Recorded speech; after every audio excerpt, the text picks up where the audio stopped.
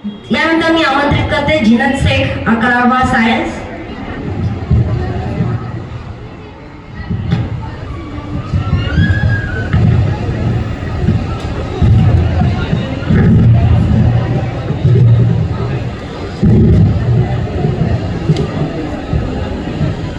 हम अपनी जान की दुश्मन को अपनी जान कहते हैं. हम अपनी जान की दुश्मन को अपनी जान कहते हैं. मोहब्बत की इसी मिट्टी को हिंदुस्तान कहते हैं.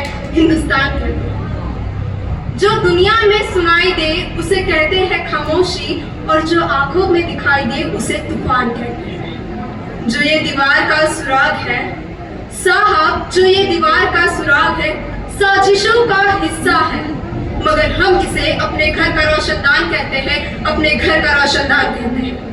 सम्मानीय न्योरे मैडम, शिक्षक, कर्मचारी और सदस्यों, सभा में उपस्थित सभी गणमान्य व्यक्ति और युवा पीढ़ी को मेरा नमस्कार. मैं जिनत शेख, 11th साइंस की स्टूडेंट, देश प्रेम और राष्ट्रीय मान के उपलक्ष्य पर अपने कुछ विचार साझा करना चाहूंगी. आजादी. आजादी का असली मतलब वही समझ सकता है जिसने कभी गुलामी की हो. हम सौभाग्यशाली हैं, हमने स्वतंत्र भारत में जन्म लिया. यूं तो आजादी की लौ 1857 में ही जल चुकी थी, जो वर्षाल बनकर 1947 में हमारे देश को आजाद कराई.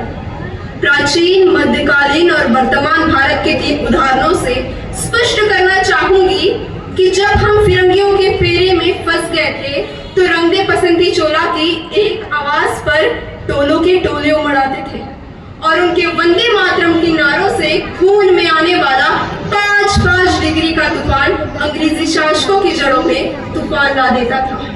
लोग मर जाते थे, मिट जाते थे, तो वो भी अपनी देशभक्ति साबित कर रहे होते थे, क्योंकि ये उस दौर की देशभक्ति की कसौटी थी.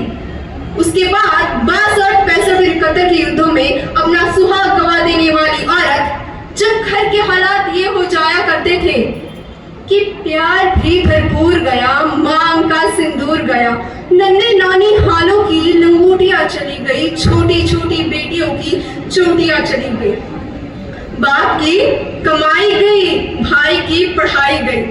ऐसा एक विस्फोट हुआ, पता ही चला नहीं, पूरे जिस्म की कई बोटियां चली गई. और आपके लिए तो एक आदमी मरा है साहब, किंतु मेरे घर की तो रोटियां चली गई, मेरे घर की तो रोटियां चली गई.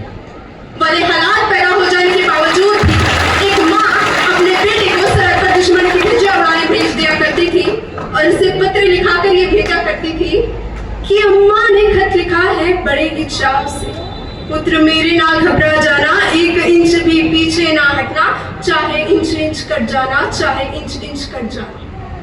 इस तरह पूरा परिवार अपनी देशभक्ति साबित कर रहा होता था. तब देश बलिदान मांगता था, तब देश लड़ जाने को कहता था, तब देश मर जाने को, मिट जाने को, फांसी चढ़ाने को कहता था. किंतु आज देश लड़ जाने को नहीं कहता, आज देश मर जाने को, मिट जाने को, फांसी चढ़ाने को नहीं कहता, बल्कि मेरे विचारों में यदि कोई व्यक्ति अपना काम पूरी ईमानदारी और पूरी मेहनत और पूरी लगन से करे ना, तो वही सबसे बड़ा देशभक्त है. मैं नहीं मानती इंस्टाग्राम, फेसबुक और व्हाट्सएप की डीपी को 3 रंग में रंगना ही देशभक्ति है. और अगर यदि आप कहेंगे साल में 2 बार तिरंगा हाथ में ले लेना देशभक्ति है, तो मैं पूछना चाहूंगी, फुटपाथ पर रहने वाला वो बच्चा ट्रैफिक की छांव में नंगे पांव में जब तिरंगा बेच रहा होता है, तो क्या आप उसे उसकी देशभक्ति कहेंगे? ये उसकी देशभक्ति नहीं, उसके पेट के भूख की शक्ति है जो उसे ऐसा करने पर मजबूर करती है. क्योंकि न मस्जिद को जानते हैं, न शिवालों को जानते हैं, न मस्जिद को जानते हैं, न शिवालों को जानते हैं. जो पेट के भूखे होते हैं ना, वो सिर्फ भोजन की दीवारों को जानते हैं, वो सिर्फ भोजन की दीवारों को जानते हैं. अपने परिवार, अपने देश, अपने समाज के लिए समर्पित का भाव है देशभक्ति. और हर देशद्रोही के जीवन में आने वाला तूफान है हमारी सच्ची देशभक्ति, ताकि हर देशद्रोही ये समझ सके, अगर तू परिंदा है तो ये आसमान तेरा है, अगर तू दरिंदा है तो ये शमशान तेरा है. भाईचारे से रहना हो तो रह इस जमीन पर, वरना ये कब्र भी तेरी है और यही कब्रिस्तान तेरा है और यही कब्रिस्तान तेरा है. लेकिन एक देशद्रोही से ज्यादा देशभक्ति तब बात होती है जब एक बेटा अपने बूढ़े माँ बाप को वृद्धाश्रम की चौखट पर छोड़ आता है. करा उठती है वो देशभक्ति जब मुसीबत में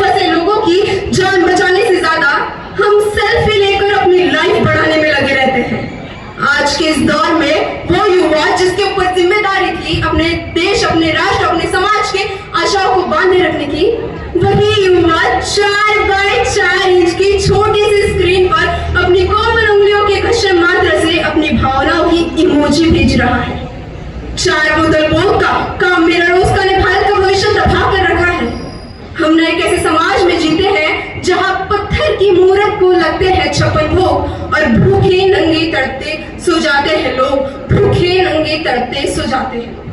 मजदूर को मजदूर समझिए, मजबूर नहीं। गरीब को काम दीजिए, दान नहीं। और अगर दान देने की इच्छुक है तो जीते जी रक्तदान दीजिए और मरने के बाद अंग दान देकर किसी मरते हुए को जीवन दान दीजिए। यही सच्ची देशभक्ति और यही सच्चा राष्ट्र प्रेम है। न सरकार मेरी है बस रब मेरा है, न सरकार मेरी है बस रब मेरा है, और ना ही ये बड़ा सा नाम मेरा है। बस एक बात का गुरूर है मुझे कि मैं भारत की हूँ और ये भारत मेरा है और ये भारत मेरा है। तो एक विचारी बीमारी हमारे समाज में मुझे नजर आती है, और बड़ी आश्चर्य की बात है जिस देश ने पूरी दुनिया को तक्षशिला और नालंदा देकर के विश्वविद्यालय शिक्षा की बुनियाद रखी, आज विश्व के 100 विश्वविद्यालय में हमारा एक भी विश्वविद्यालय खड़ा नहीं हो पाता। यही हमारे पास IIT, IIM और NIT जैसे शिक्षण संस्थान है, तो वही दूसरी ओर हमारे देश के गरीबों को बेरोजगारी की जमात में खड़ा करने के लिए उनके हाथ में सब शिक्षा अभियान का झंडा पकड़ा दिया जाता है। और मैं बता दूं, इस शैक्षणिक बीमारी का केवल एक कारण हमारे देश की शिक्षा नीति केवल 2 तरह के लोगों के लिए बनती है। पहले वो जो विद्वान है और दूसरे वो जो धनवान है। इसी तरह की कई गजब की बीमारियां हैं, और इन बीमारियों की जो जड़ है ना, वो है हमारा अंधविश्वास। और मेरे विचार में जब तक इस देश का युवा अपनी सफलता को लेकर मंदिरों में जा जाकर नारियल फोड़ फोड़कर भगवान को रिश्वत लगाता रहेगा, इस देश का शिक्षित वर्ग ही बिल्ली के रास्ता काटने पर खड़े हो जाना, अपने धन अपनी जाति को ऊंचा मानकर दूसरों की धर्म की अवहेलना करता रहेगा, तब तक ना तो इस देश से अंधविश्वास खत्म होगा और ना ही हमारा राष्ट्र निर्माण संभव होगा। हमारी संस्कृति, हमारी सभ्यता को दुनिया ने शीश नवाया है, तो क्यों आस्था के नाम पर हमने अंधविश्वास फैलाया है। मेरे विचारों में हमारा राष्ट्र निर्माण तब संभव होगा जब इस देश में महिलाओं की पूजा नहीं, उनकी इज्जत की जाएगी। जब स्वच्छ भारत स्वस्थ भारत में केवल सरकार नहीं बल्कि सड़क पर चलने वाला हर एक नागरिक हाथ बटाएगा, स्वच्छ भारत स्वस्थ भारत को दिल से अपनाएगा। असल मायने में हमारा राष्ट्र निर्माण तब संभव होगा जब एक गरीब बच्चा मध्याह्न भोजन के लिए नहीं बल्कि यानांचल के लिए सरकारी स्कूल की चौखट पर कदम रखेगा। और हमारा राष्ट्र निर्माण तब तक संभव नहीं होगा जब तक एक नागरिक नैतिक रूप से सटीक, चारित्रिक रूप से भ्रष्ट, मानसिक रूप से दिवालिया, धार्मिक रूप से अंधा, राजनीतिक रूप से गंदा, सुचिमान मूल्यों के आंकड़ों में जिन छिन्न प्रेमी अखंड भारत को खंड खंड करता रहेगा। तब तक ना तो इस देश से अंधविश्वास खत्म होगा और ना ही हमारा राष्ट्र निर्माण संभव होगा। हमारी संस्कृति, हमारी सभ्यता को दुनिया ने शीश नवाया है, तो क्यों आस्था के नाम पर हमने अंधविश्वास फैलाया है। तो आज इस मंच पर मैं भारत की बेटी यह कहती हूँ, हमारा राष्ट्र निर्माण तब तक संभव नहीं होगा जब तक इस देश में मैं, आप, हम सब मिलकर हाथ बटाएंगे। हमारा राष्ट्र निर्माण तब संभव होगा जब इस देश में,